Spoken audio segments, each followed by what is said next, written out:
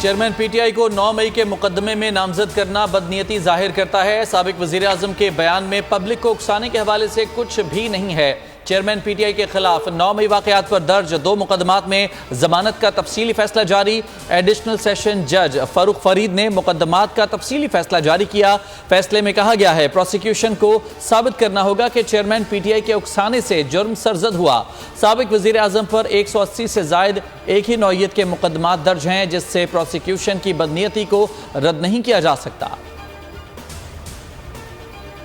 कप्तान साहब का ताल्लुक है, वो किस्सा अब तमाम हो चुका है। तो निगरान हुकूमत बनती ही इसीलिए है कि उसने इलेक्शन कराने। मुश्तरका मफादात कौंसिल का इजलास भी इसी के हवाले से होगा। अगर उसने हतमी करार दे दिया और गजट हो गया तो फिर तो इसी की बुनियाद पर हल्काबंदियाँ होंगी। हमने तो अपने वक्त पे छोड़ देना है और असम्बली तहलील हो जाएगी। सरदस्त तो हमारा उसूली फैसला जो पार्टी का है वो यही है कि हम हर हल्के पे कैंडिडेट लाएंगे। चेयरमैन पीटीआई की सियासत खत्म हो गई है, इलेक्शन करीब नजर आ रहे हैं। मौलाना फजलुर रहमान की कराची में गुफ्तगू, कहते हैं निगरान हुकूमत को सोचना है कि इलेक्शन कब और कैसे कराने हैं। मगरबी कुव्वतें चीन की सरमायाकारी रोकने के लिए ब्लैकमेल कर रही हैं। आलमी सतह पर पाकिस्तान को ब्लैकमेल किया जा रहा है। IMF ने फ्रंटमैन का किरदार अदा किया। मजीद कहा नवाज शरीफ ने वतन वापसी का फैसला खुद करना है, जब वो आएंगे आवाम वेलकम करेंगे।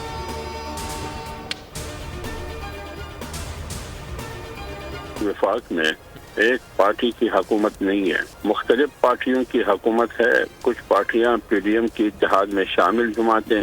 इस किस्म की हुकूमतों में मुशावरत से फैसले होते हैं और मुशावरत से आगे बढ़ते हैं।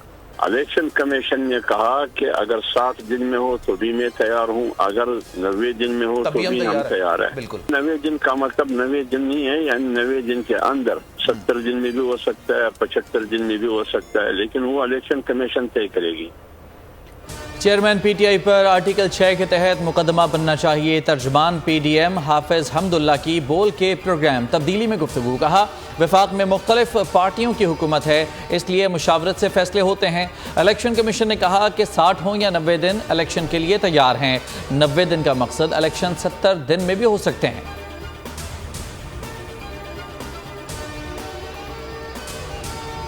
ANP के जलसे में शिरकत क्यों की? इलेक्शन कमीशन ने खैबर पख्तूनख्वा के निगरान वजीर ट्रांसपोर्ट शाहिद खट्टर को ओहदे से हटा दिया। वजीर को फौरी तौर पर निगरान काबीना से निकाला जाए। इलेक्शन कमीशन ने निगरान वजीर आला खैबर पख्तूनख्वा को तहरीरी हुक्म दे दिया। इलामिया में कहा गया है कि निगरान हुकूमत के किसी ओहदेदार को इंतखाबी मुहिम में हिस्सा लेने की इजाज़त नहीं। तर्जुमान इलेक्शन कमीशन का कहना था कि इलेक्शन कमीशन निगरान हुकूमतों की सख्त मॉनिटरिंग कर रहा है।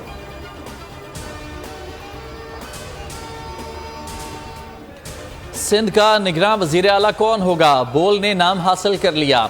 पीपल्स पार्टी और MQM में मुमताज़ अली शाह के नाम पर इत्तफाक हो गया।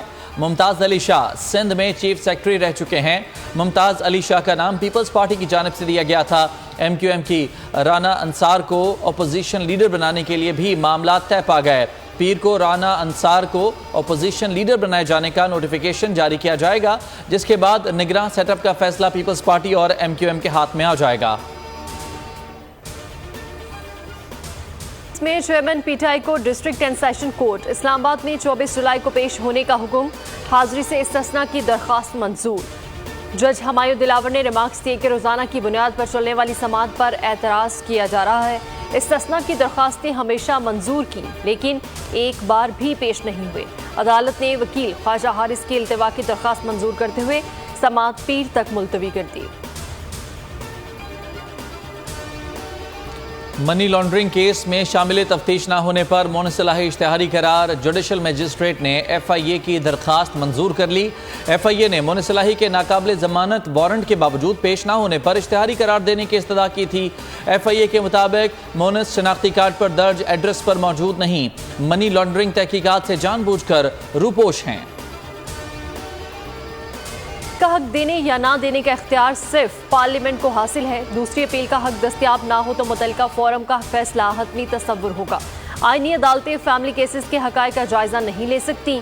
जस्टिस आयशा मलिक ने 6 सफ़हात पर मुश्तमिल फैसला जारी कर दिया।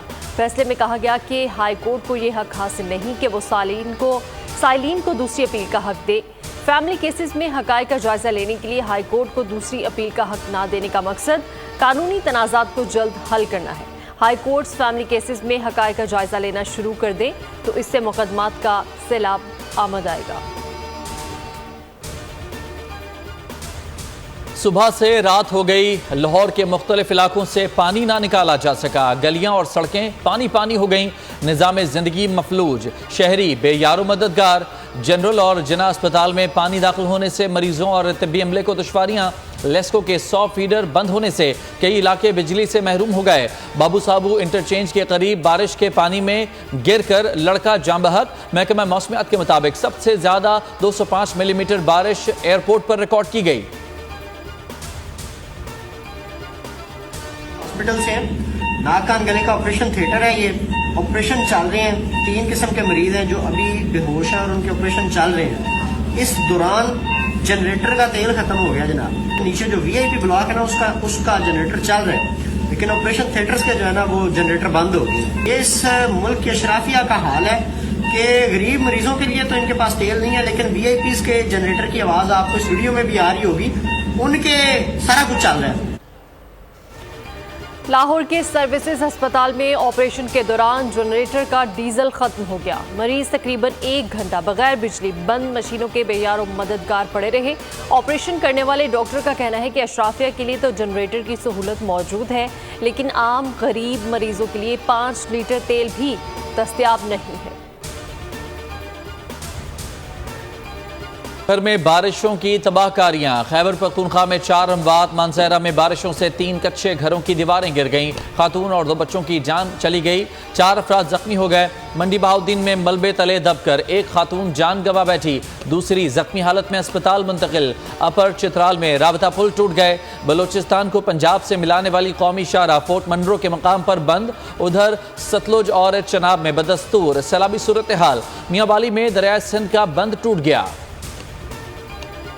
साल कौम की दौलत को लूटा गया। हकायक सामने आने चाहिए, झूठ और सच में फर्क होना चाहिए। इलेक्शन में जो फैसला आवाम करेंगे उसे तस्लीम करेंगे। वज़ीर-ए-आज़म शहबाज शरीफ का शरकपुर में तरक्याती मंसूबों के संगे बुनियाद की तकरीब से खिताब। कहा 4 साल पाकिस्तान में एक धेला नहीं आया। ऑपोजिशन पर तरह तरह के इल्जामात लगाए गए। बताएं वो 300 अरब जो लाने थे वो कहाँ हैं? अगर वो 300 अरब रुपए ले आते तो मैं IMF की मिन्नतें ना कर रहा होता। मुआशी बेहतरी का 4 निकाती मंसूबा बनाया है। बस चले तो रातों रात महंगाई खत्म कर दो।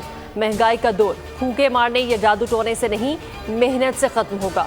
दोबारा मौका मिला तो लैपटॉप का जाल बिछा देंगे, जान लड़ा देंगे, कौम को मुकाम वापस दिलाएंगे। करते रहता है, गरीब आदमी की चटनी बनी हुई है, गरीब आदमी परेशान हुआ है। आवाम के ऊपर जो है ना ये बम गिराने के मुतरादिफ है। एक तो कि आवाम कहाँ से भरेगी? वैसे इतनी महंगाई हो रही है, आटा कहाँ पहुँच गया, घी कहाँ पहुँच गया। 10-10 हज़ार बिल आ रहा है। हमारा कारोबार बिल्कुल भी नहीं है तो काम चल सके। हमारा घर में जोन सा है वो किराए का है हमारा, ठीक है ना, या हम बिल दें या किराया दें, ठीक है ना। हमारे जो अखराजात पूरे नहीं हो रहे, महंगाई ने हमारी कमर तोड़ दी। हुकूमत ने बिजली 7.5 रुपए फी यूनिट बढ़ा दी। बुनियादी टैरिफ में 3 रुपए से 7.5 रुपए फी यूनिट तक इजाफा। काबीना ने सर्कुलेशन के जरिए समरी की मंजूरी दे दी। नेपरा ने टैरिफ औसत 4 रुपए 96 पैसे फी यूनिट बढ़ाने की मंजूरी दी थी। बुनियादी कीमत में इजाफे की हुकूमती दरखास्त नेपरा में दायर। नेपरा समाअत के बाद फैसला देगा। फैसले के बाद हुकूमत इजाफे का नोटिफिकेशन जारी करेगी। कीमतों में इजाफे का इतलाक 1 जुलाई से करने की तजवीज़। मुल्क में महंगाई आउट ऑफ कंट्रोल। आटा, चीनी, दाल, चावल कुछ भी गरीब की पहुंच में ना रहा। कराची, इस्लामाबाद में चीनी 160 रुपए की बुलंद तरीन सतह। लाहौर, पेशावर समेत कई शहरों में कीमत 150 तक जा पहुंची। इदारा शुमारियात ने 1 हफ्ते में 30 अशिया महंगी होने का एतराफ़ कर लिया। रवा हफ्ते महंगाई की मजमूई शरह 29.16% रही। टमाटर की कीमत में 26 रुपये 32 पैसे फी किलो इजाफा। LPG का घरेलू सिलेंडर 13 रुपये 57 पैसे तक महंगा हुआ। फी दर्जन अंडों की कीमत में 11 रुपये 7 पैसे का इजाफा। लाहौर में 20 किलो आटे का थैला 2850 से बढ़कर 2915 का हो गया। कराची में 1 किलो आटा 160 रुपये में मिलने लगा।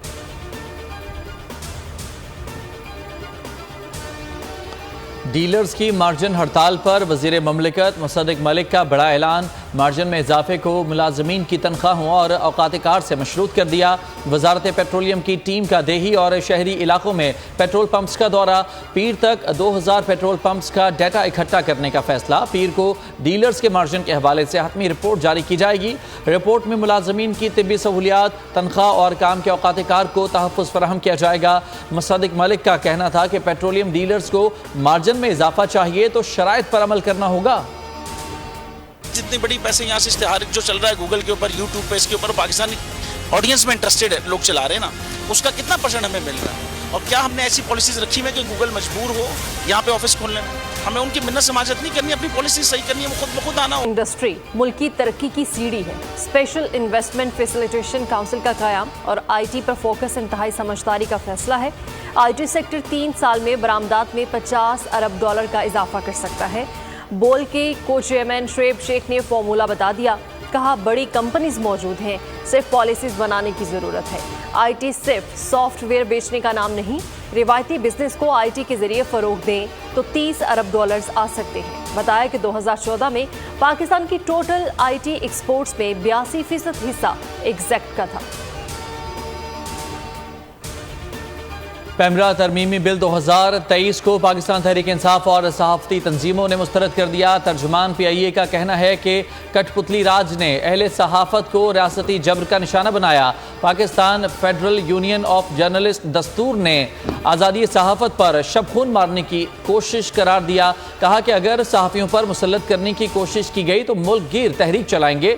मरीम औरंगज़ेब बोली, साबिका वज़ीर इत्तलाआत सहाफ़ियों को धमकियाँ दिया करते थे। 4 साल पैमरा को मीडिया के खिलाफ इस्तेमाल किया गया। PTI हुकूमत में मीडिया कारकुनान के खिलाफ इंतकामी कार्रवाइयां की गईं। पेशावर बाड़ा तहसील कंपाउंड में खुदकुश हमले की तहकीकात। खुदकुश हमले की CCTV फुटेज बोल न्यूज़ पर। 2 दहशतगर्दों ने पहले गेट पर हमला किया। ड्यूटी पर मामूर पुलिस एहलकार पर फायरिंग के बाद अंदर घुस गए। दहशतगर्द बैरियर्स फैलाकर कंपाउंड में दाखिल हुए। जेरे हिरासत 8 अफराद से तफ्तीश। पेशावर बाड़ा धमाके के खुदकुश हमलावर की फिंगरप्रिंट्स नादरा कोरसार। तफ्तीशी टीम का कहना है कि 12 घंटे में जवाब मिलने के बाद मजीद कार्रवाई की जाएगी। सहूलतकारों के खिलाफ भी शवाहिद इकट्ठे कर रहे हैं।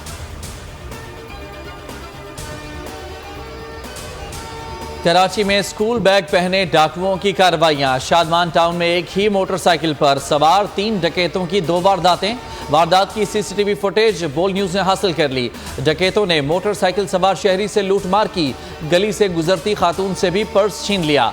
मुल्जिमान दिन दहाड़े वारदात करके बासानी फरार हो गए। इजी लोन एप्लीकेशन से कर्जा लेने वाला रावल लापता। भाई ने थाना सिविल लाइन में अगवा की दरखास्त दायर कर दी। नासिर ने ईद के लिए इजी लोन एप्लीकेशन से 15,000 रुपये कर्ज लिया था, जिसकी पहली किस्त 12,000 रुपये अदा कर चुका था। उसके बावजूद उसे तंग और ब्लैकमेल किया जा रहा था। कराची औरंगी टाउन में दिन दहाड़े लड़की के साथ नाजेबा हरकत करने वाले मुलजिम गिरफ्तार। पुलिस के मुताबिक मुलजिम को कोरंगी से गिरफ्तार किया गया है। औरंगी टाउन में मोटरसाइकिल सवार की जानिब से 18 जुलाई को लड़की के साथ नाजेबा हरकत का वाक़या पेश आया। पुलिस हुकाम के मुताबिक मुतासिरा खातून से भी राब्ता कर लिया गया है। मुलजिम के खिलाफ कानूनी कार्रवाई अमल में लाई जा रही है। रवा माह गुलिस्तान जौहर में भी इसी किस्म का वाक़या पेश आया था। ताहम मुलजिम का चेहरा वाज़ेह न होने के बावजूद अभी तक उसे गिरफ्तार नहीं किया जा सका है। शाहीन लंका ढाने के लिए पुरस्म। ग्रीन कैप्स ने कोलंबो में डेरे डाल दिए। पीर से मेजबान टीम से 2-2 हाथ की प्लानिंग शुरू। कौन बेंच पर बैठेगा, कौन मैदान में उतरेगा, थिंक टैंक ने फैसले के लिए सर जोड़ लिए हैं। प्रैक्टिस सेशन में बाबर 11 ने हथियारों की आजमाइश शुरू कर दी। 2 टेस्ट मैचेस की सीरीज में पाकिस्तान को 1-0 की बढ़तरी हासिल।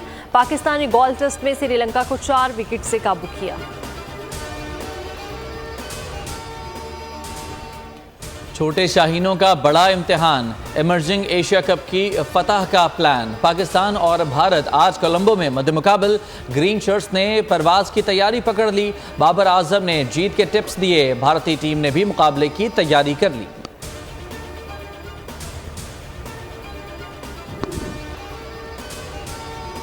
यूनान में गर्मी की शिद्दत, सबसे बड़े जजीरे रहूड्स के 2 इलाकों में आग ने तबाही मचा दी। साहिल समंदर पर बहुत सारे सयाह फंस गए। आग 2 होटल से फैली और अब तक 12 होटल्स में आग के शोले बुलंद हो रहे हैं। 1500 सयाहों को रेस्क्यू कर लिया गया। मुख्तलिफ ममालिक के 30,000 सयाह फंसे हुए हैं।